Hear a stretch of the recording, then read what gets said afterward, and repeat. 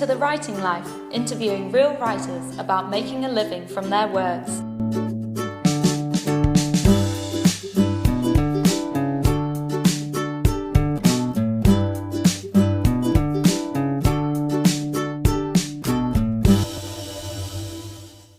Hi, we're The Writing Life. I'm Kitty and this is Inez. Hi.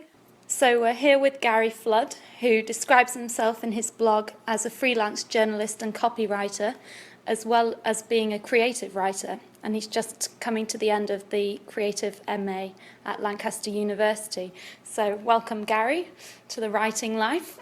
Thanks very much for inviting me to The Writing Life. I think it's a great idea, great format. My first question would be, you obviously have a lot of jobs that you're doing, juggling around. Do you think that that's necessary for a career in creative writing these days? Well, I think it is a challenge for creative people, more than writers. I have friends who are musicians, I have friends who are photographers. Many of them face very similar challenges. To a certain extent, the internet has kind of changed things so much that many of the kind of old business models for writers, for publishers, for artists have really changed so much. And many of us are kind of really struggling with that, I think. I would say that to kind of be grounded and realistic, I think you do have to assume that you're probably not going to be Stephen King or, E.L. James overnight if you kind of go down this path. At the same time, I don't really think that, it's art for art's sake and you just do it because it's fun. I think if you're a creative person, you want an audience and you want to communicate with an audience. And yeah, definitely. If anything else, publishing is a way to get out to an audience who don't know about you yet. And that's kind of one of the great things about it, isn't it? I would say to anybody in a similar position, kind of maybe who's thinking about... I read a fantastic book, which I'd recommend to every one of your listeners, which was wonderful, the autobiography of Viv Albertine, who was a punk rock musician in the 1970s in a very kind of early feminist punk rock band called the Slits. She's had quite an amazing life. And in her book, Clothes, Music, Boys, which is just a great book, honestly, she says really interesting things because she's had all sorts of things. She was creative in her 20s, then she kind of got married and she had all sorts of health problems and family problems and marriage and divorce and da-da-da-da-da. Then Vincent Gallo writes her a love letter, okay, and that sort of stuff doesn't happen every day, and that kind of changes her life, right? She goes off a different path. But she has some very interesting thing to say about, later in life, forcing yourself to get the discipline to back again, the rehearsal time, the writing time, the going on the road time, doing the open mic thing, that she really, really thinks that if you're going to take this on, you have to be serious about that.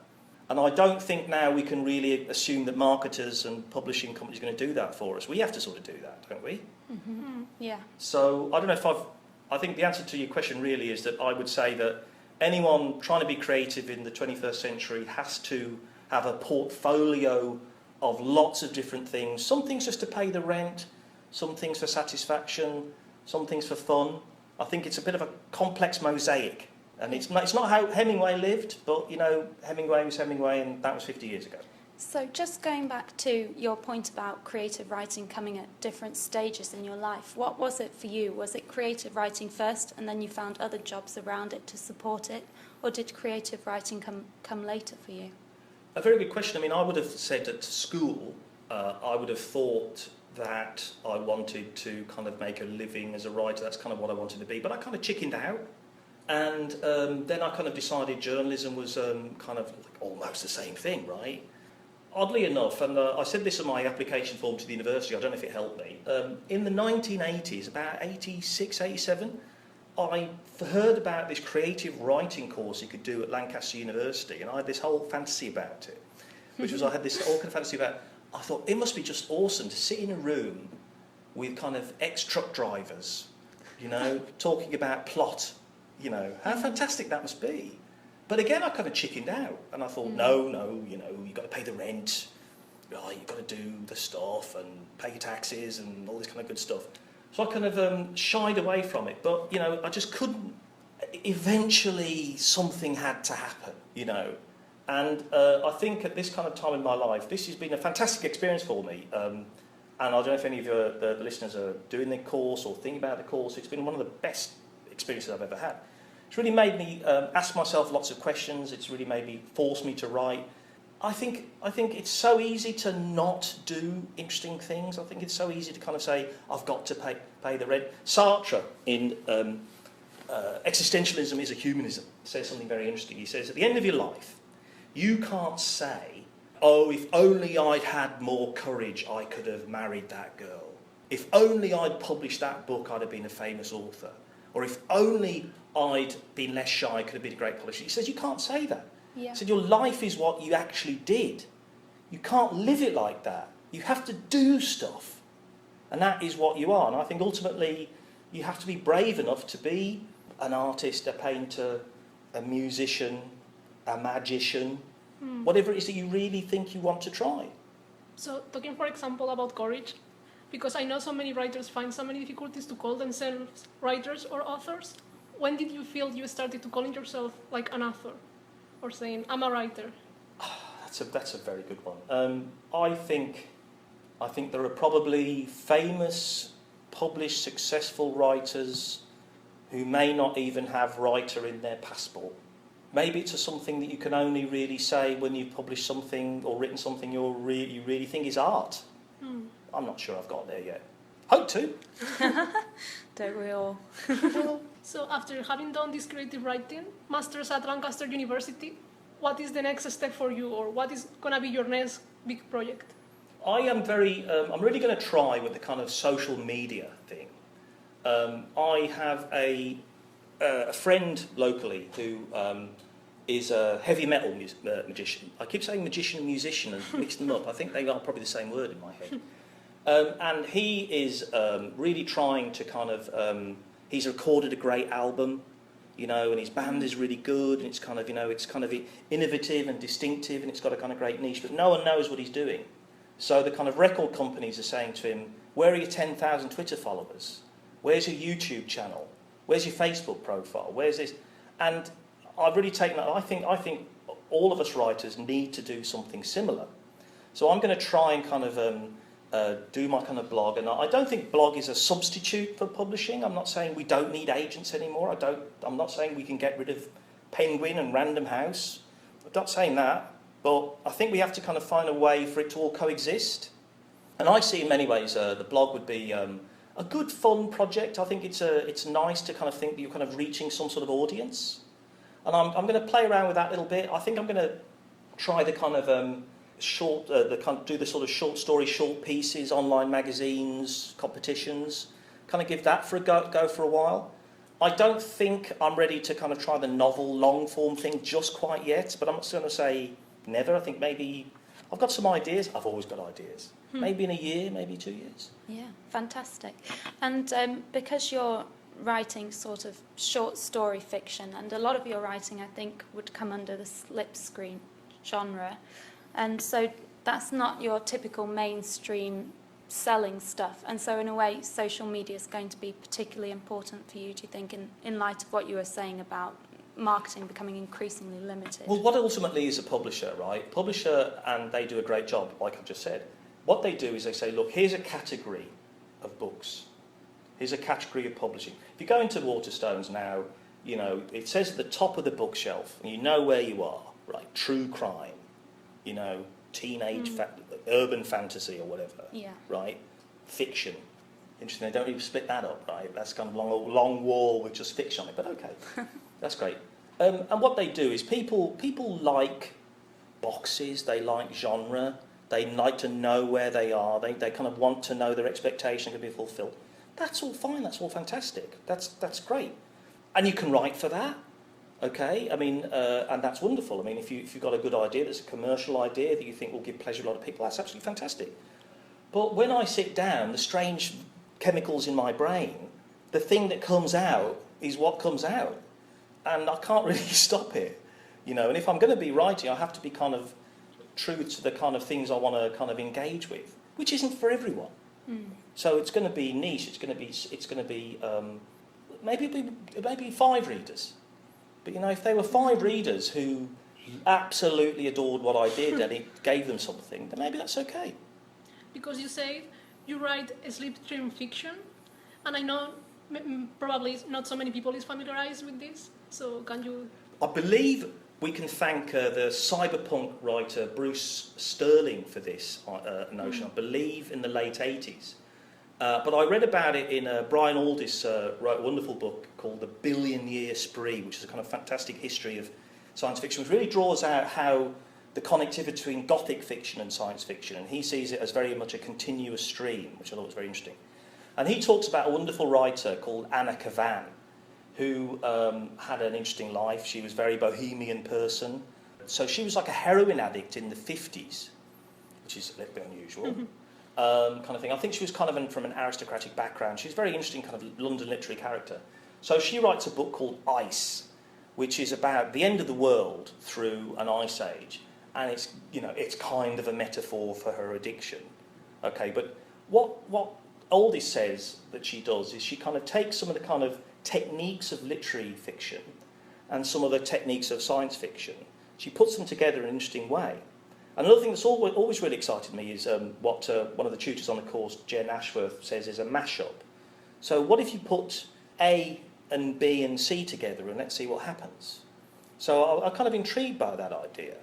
Slipstream is really, it's really kind of way of saying perhaps it's non-realist fiction, it's imaginative fiction, it's speculative fiction, which doesn't necessarily want to be about dystopian futures, about robot apocalypses, about alien invasions, about many of the kind of standard tropes we have.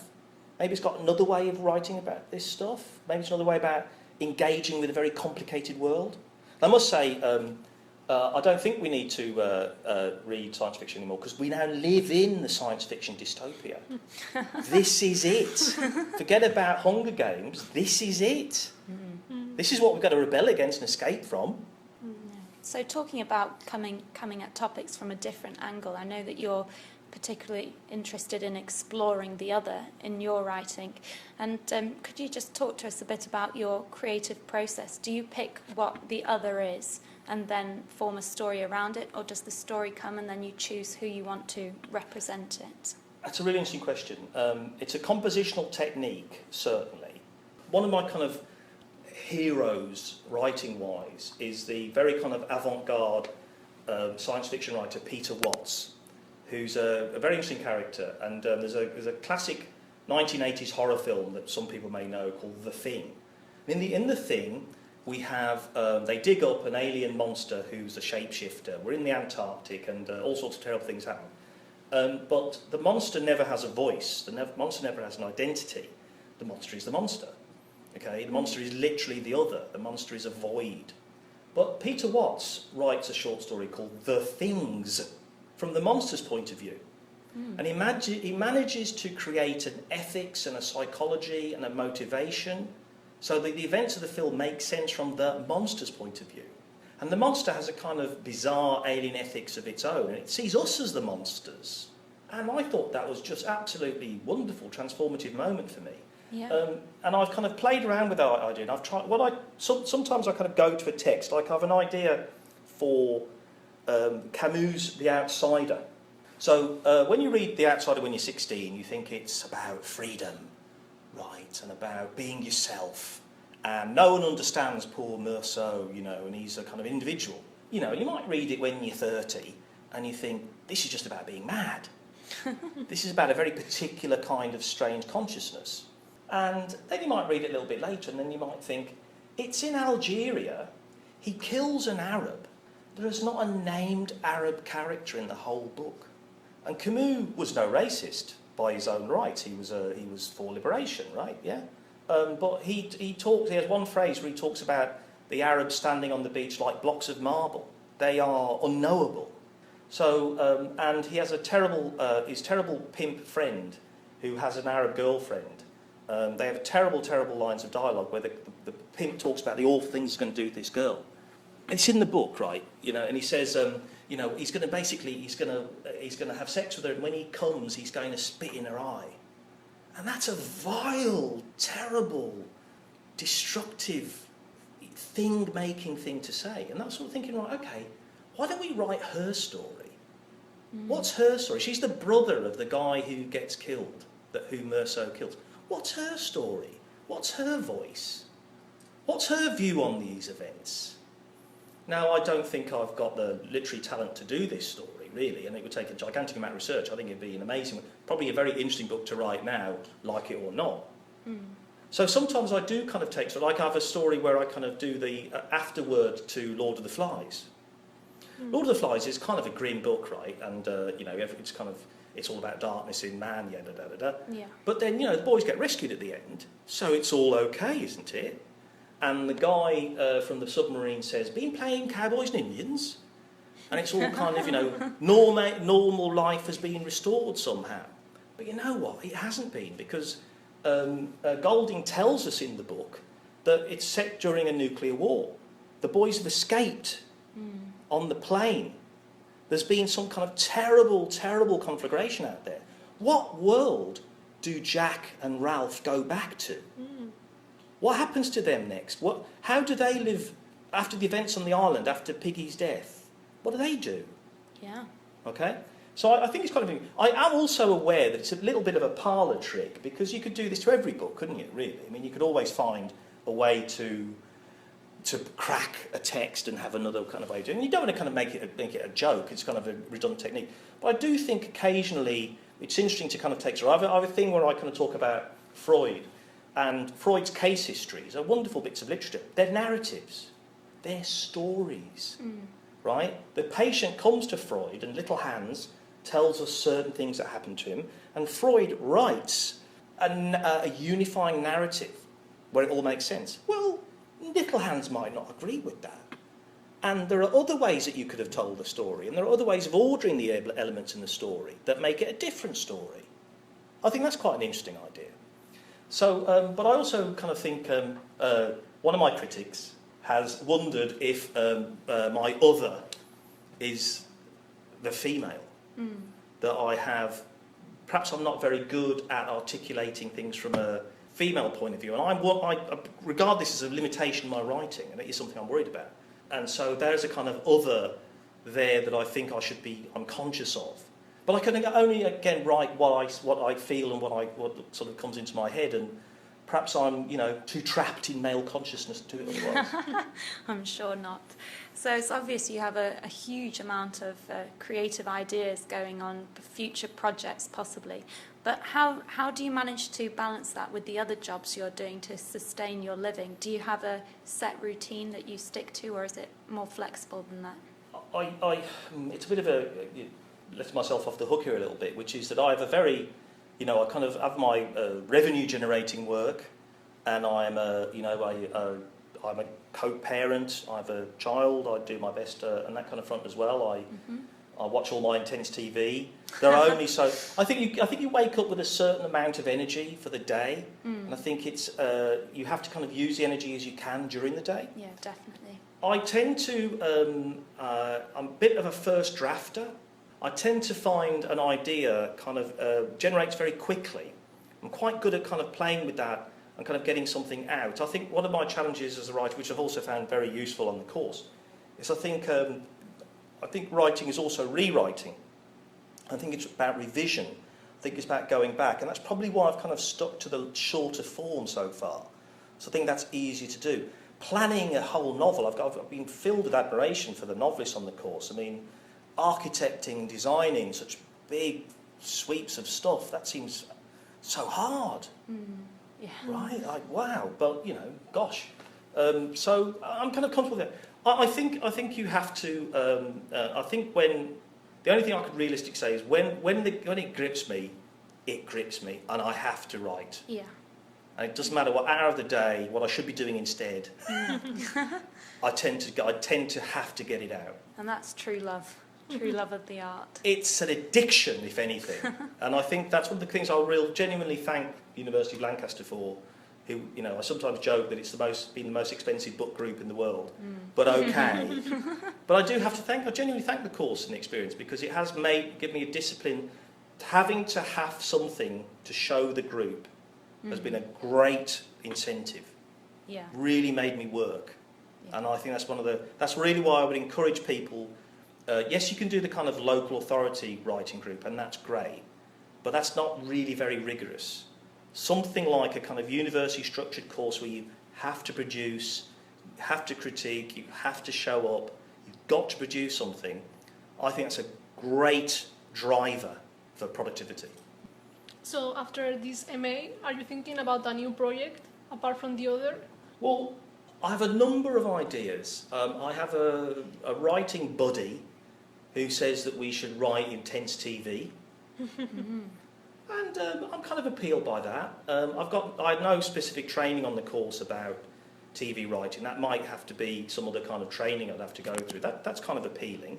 I have, what I think I'd like to do is maybe kind of have a tiny bit of time off to kind of let stuff regrow in my head. And then I think maybe 2016 could be a year where I set myself some targets. I'm also a believer in setting targets, which is great because you can let yourself off your targets, can't you? Like my diet and fitness targets seem to have relaxed drastically this year.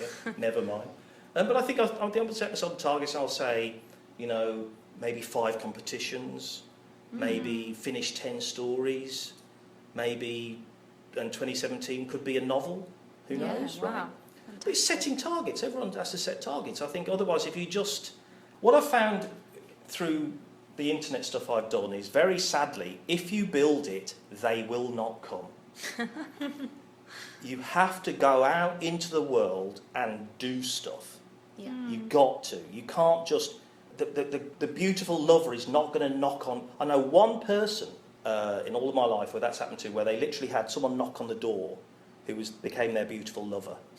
Right? Everyone else has had to go out into the world to find their beautiful lovers. I think you have to go out into the world and make your artistic projects. Yeah. Be tough on yourself. So now that you are talking about marketing, could please tell us the name of your blog? So thefloodreport.com. Fantastic title. It's a fictional identity. And on my blog, I want to write about my interests. I think I'll write about, I can imagine going to kind of conventions and kind of conferences. I went to an amazing conference a couple of years ago called, it was a conference about the way that classical mythology and learning has kind of morphed into fantasy. So, the connections between Harry Potter and the Greek myths, okay? Fantastic. And kind of, this is now where the classical world has gone, and that's, the classical world was never going to go away. We're kind of mining it all the time, aren't we, right? So I thought that could be gone. I'm quite interested. You see, the damn ideas keep coming, right? So I tell you, one culture that's not really been mined is Japanese culture. Where's the military science fiction novel about the samurai? Maybe someone should write that. Maybe you should write that. Maybe I should write that. But they have these great people, these very, very intense kind of people talking about the links between Game of Thrones and Roman Republic classical texts about civil war. Awesome. Right? That's so cool. Isn't it though, right? So I could go to stuff like that and I could write about that on my blog, and I think that's pretty interesting. But it's also a way to connect with publishers. I can imagine kind of, whoever the big slipstream publisher is, you ring up and you say, send me your next 5 books, I'll review them for you, I'll interview the authors. So this is, it's a way to kind of get active, get doing. I would encourage any writers listening to this to really think about their social media, the side of things. I really encourage you to kind of look at that. I think it's part of the job now. Yeah. So from your perspective, because I've noticed you are quite active on Facebook and Twitter, what do you think is best for a writer between, for example, Facebook and Twitter? I think Facebook is, it should be just, in my imagination, in my mind, it's really kind of for friends and family. Yeah. I don't think you really get to a mass audience. I think with a blog and supported by Twitter, I think, because you should be thinking about the kind of people. On Facebook, you should really only be connected to people you actually think of as friends. Yeah. Right? In the Twitter sphere, you can go out to whoever. You could follow, everyone follows Neil Gaiman, okay, Yeah. right? But then, find the other 50 writers that are like Neil Gaiman and follow them, and they might follow you.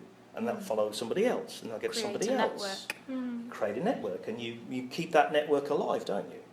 And having a blog, I mean, I've been looking at my Google Analytics, it's ridiculous, you know. Who are these people from Japan who found this? What are they doing? Maybe they're robots, okay, maybe they're spam robots, I appreciate it, I know that, but hey, you know, who knows, right? You know, somewhere in downtown Tokyo, there's a like-minded spirit. How else would I have found them? How else would you find them? So, well, you live in Preston, and I wanted to ask you, how is the literary life there? Well, that's really that's really unfortunate. I think Lancaster has more of a literary speed. I'm certainly very impressed by some of the activities like Stories at the Story at the Northwest Literary Salon. I think these are excellent things, excellent networking things. I think people should be really supporting them. I don't see much evidence of that in Preston. Preston is a slightly less pretentious place, as it were, maybe. In terms of... but writers, you see, need to have a supportive culture. They need to be able to... Ultimately, you know, you want to be able to go to the pub to talk with someone about your passion, you know, and if your passion is female dystopian YA, right, you want to be able to talk to somebody who you're going to be on more or less the same page with. If you're going to go to the pub and they're only going to want to talk about Preston North End, ain't going to work, is it? I think again with the sort of internet thing, I think these are other ways for you to find that network, to find that culture, to find like-minded, and you feed off each other, don't you? You have, Absolutely. you share ideas, you share links, you share books, you share. Oh, this great event is coming up. You need to kind of get that going. And it's not just about the professional network, is it? It's a community of writers together feeding off each other and growing together, and that's what we have here on the MA course. Absolutely. It's been an amazing experience. And I'm very much in touch with people who finished last year, who are kind of, you know, continuing to create, continuing to network. There's various post-MA survivor groups going on. There's various kind of things that you can do. And again, it's just think about it. You know, one of the tutors said, just think about this. You'll never have this again. We'll be sitting in a room with 10, 12 other people who really care about your writing, who are really going to read it closely, who are really going to have high standards of you, really going to challenge you. That's just awesome, isn't it? They're never going to have that again. Absolutely. I'm going to cry now. Because I really miss it. No, we'll end on a high. It was fantastic to talk to you. It's been immensely very interesting, and especially because you are working within quite a niche genre, and it's something different and Let new. me close then by sharing a name who people may not be aware of, okay? And let's share the love. The two guys I'd kind of really recommend, there's lots of wonderful people. But Peter Watts, if you don't know him, he's really interesting. The Things is available online. It was published in Clarkesworld in 2010. It's very easy to find online. His novels like Blind Sight, which features a revived vampire leading a first contact expedition. Wow. He's just, what? So he's a really, really good writer. He's got a great blog as well, rifters.com. That's really worth seeing. But my ultimate hero is a wonderful guy called Ted Chiang. And Ted Chiang he's a technical kind of guy, he's a science fiction guy. So he kind of has some kind of job at Microsoft editing their coding programming books, right? But you know, every now and again, Ted will publish a story that is so good, it wins about 6 awards. Gosh. Okay? And Ted disappeared for 3 years, and when he came back, they said, Ted, mate, what have you been up to? And he said, well, I wanted to write a story about linguistics, but I didn't think I really knew anything about it. So he goes off and researches linguistics for 3 years. Yeah, I read about that. And he comes back with a 5,000-word story, which is so heartbreakingly beautiful. The story of your life. Oh, my God. To be able to be a Ted Chiang, to kind of write with such beauty and quality and so intelligently, that to me is, you know, when I grow up, I want to be Ted Chiang. And I really hope other people, everyone I've recommended his work to has loved it.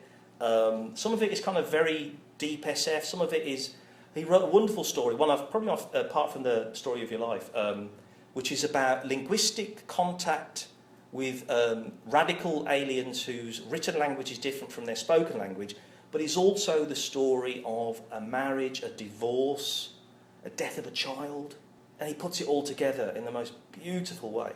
He wrote a wonderful story where angels exist. Angels exist. There is no question. Hell exists.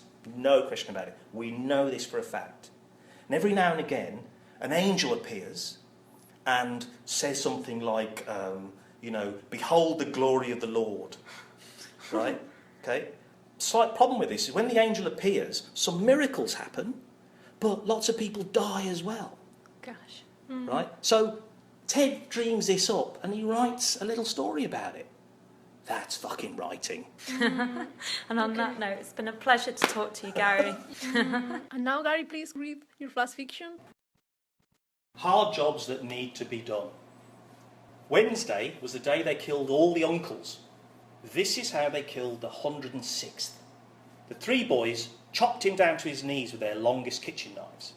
One, the tallest, was particularly brutal with his stabs, as this uncle had been his geography teacher and had failed him on his last test.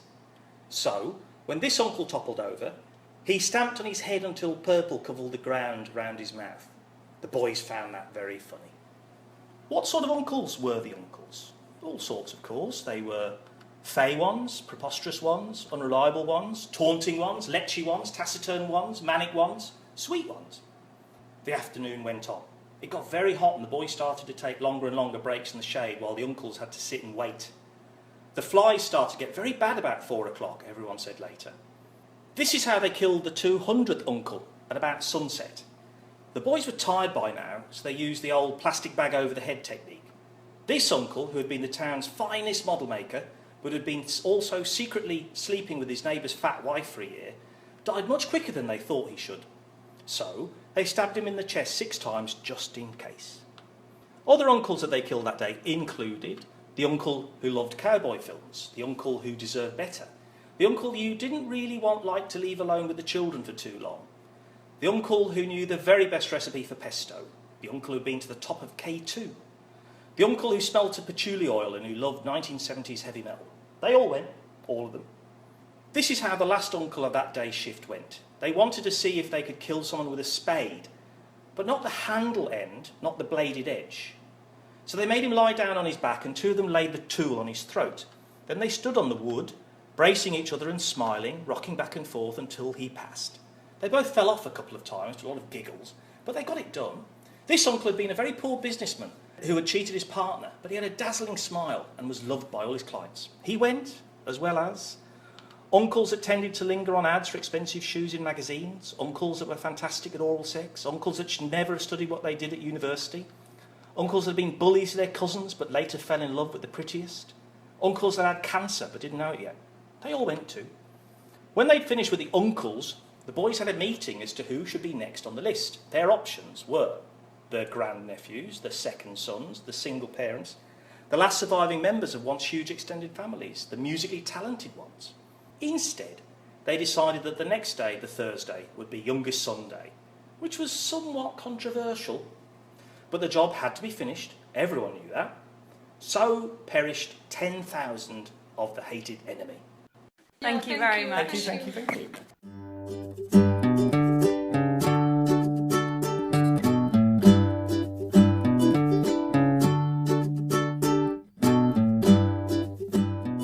You have been listening to The Writing Live. Now we want to thank to Teresa, our editor, and Yvonne, the creator of the show.